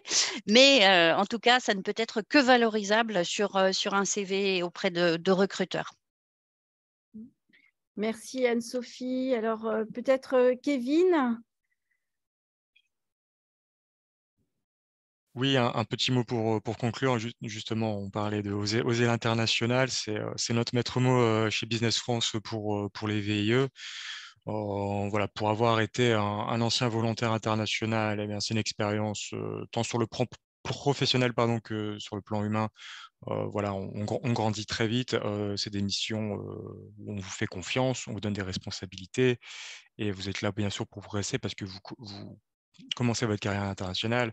Mais voilà, le seul désavantage que je trouverais au VIE ou au VIA, c'est qu'on ne le peut faire qu'une seule fois dans sa vie. Sinon, à part ça, il n'y a que des avantages.